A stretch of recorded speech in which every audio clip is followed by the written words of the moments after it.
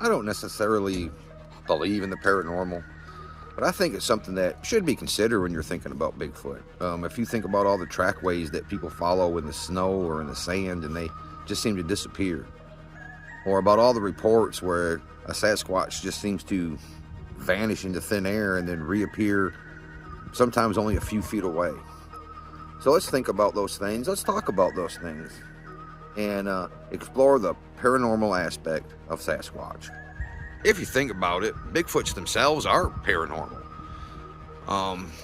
They exist in a different kind of normal than we do because they're not recognized by science. Now, I think we can all agree that they do exist, but not being recognized by the scientific community and not being recognized by even half of the inhabitants of the earth does make them paranormal. Now, if science was to recognize them as a species, that would make them normal. It would make them rare, but normal.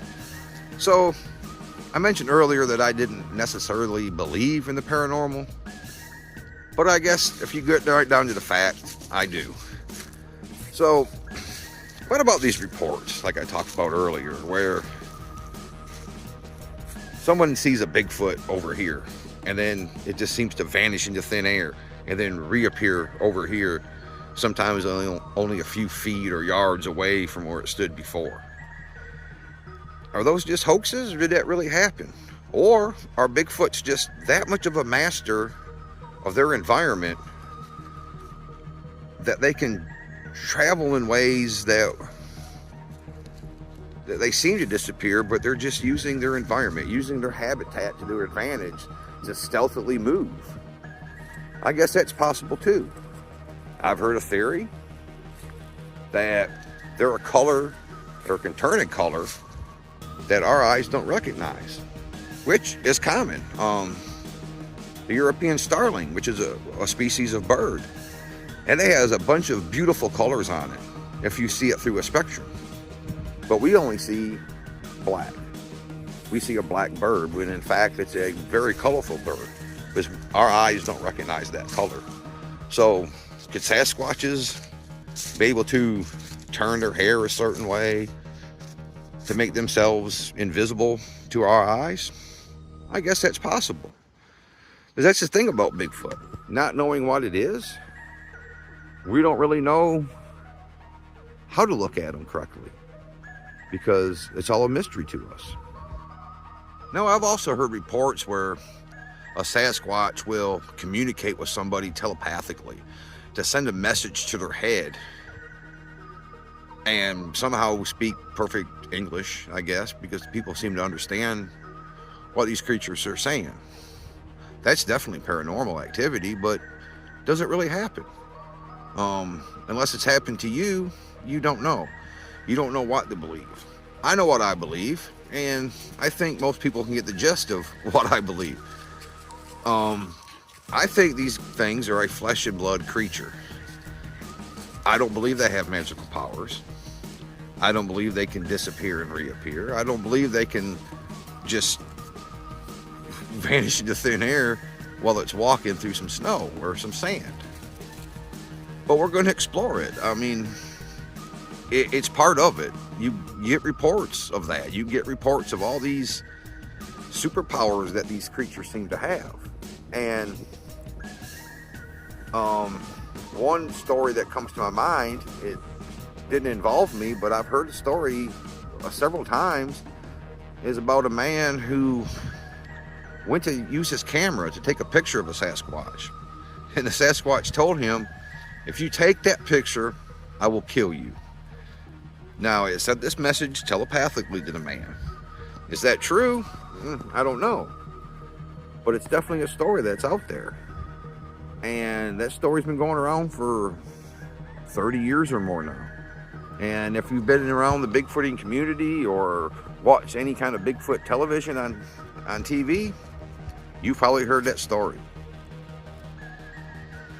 I think it's hard to fathom that that's what happened, but maybe it did. Like I said earlier, there's a lot of things that science cannot properly explain away. Ghost hunters catch EVPs all the time, and which is electronic voice phenomenon, where you didn't hear something be said at the time, but you listen to it back on a digital recorder, you hear something talking. Is it a ghost? I don't know, but that's what they claim. And science cannot explain that away. Now, ghost hunting is kind of like Bigfoot hunting in a way, because the scientific community doesn't really want to tackle that. It's taboo to the scientific community to talk about these things. And that's why we're not familiar with it, because it's so taboo. It doesn't make the media releases. It doesn't make scientific papers. And I guess it's up to you to decide if you believe in the paranormal or not. Maybe you've had experiences that you can't, just say there's no paranormal because you've witnessed it. Maybe you want to believe and you've never witnessed anything, but you want to believe in the paranormal, and that's fine. I choose not to. I choose to take a scientific approach to Bigfoot and believe that this is a flesh and blood creature. But I will entertain these paranormal things and the theories that are around them. I don't believe Bigfoot's kind of walked through a portal somehow. I don't believe that. I don't believe that the tree structures that people find, and I have a short video of different tree structures on my channel. I don't believe these things are stargates that these things pass through. I just don't. I'm sorry. I'm not knocking you for believing that. I'm not. Because I have my theory, and I've been wrong before. I've made a lot of mistakes in my life, and I've been wrong about a lot of things in my life. So don't be afraid to believe in the paranormal. There are also a lot of sighting reports where lights are witnessed along with the Bigfoot. I've heard about white lights, pale yellow lights, even greenish blue lights that were seen floating in the woods or above the tree line that are connected to the Bigfoot sightings. I've never witnessed this, so I can't elaborate on it, but there's a lot of reports. Some kind of UFO activity. Maybe not necessarily a spaceship, like, as you would think about it, but definitely something. Now, again, did this really happen? Or are these hoaxes? Some of these reports, are they hoaxes that they've gone around so many times amongst the rumor mill of hoaxes that people just start to believe them? I don't know. But there's definitely lights in some of the reports. Were there really lights? I don't know.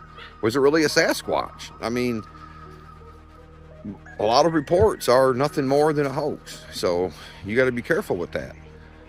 And I take the approach of, if it sounds too good to be true, if there's lights and disappearing Bigfoots, I usually disregard it. And maybe I shouldn't. That's not very fair to the person. But I will listen to the story and hear what they have to say. I just don't necessarily believe all the story. Maybe a lot of times there was a sighting and they're elaborating on it, because maybe they looked away for a minute and it just seemed to disappear. Because, like I mentioned earlier, they are masters of their habitat. They know how to use the trees and shrubs to get out of sight. That's what they do. And so I'm not going to say that all these other things that are potentially paranormal are nonsense. I just think it's the Sasquatches being a little bit smarter in their environment than we are. So, in conclusion, I'm not a believer in the paranormal Bigfoot phenomenon. I'm sorry to the people who are.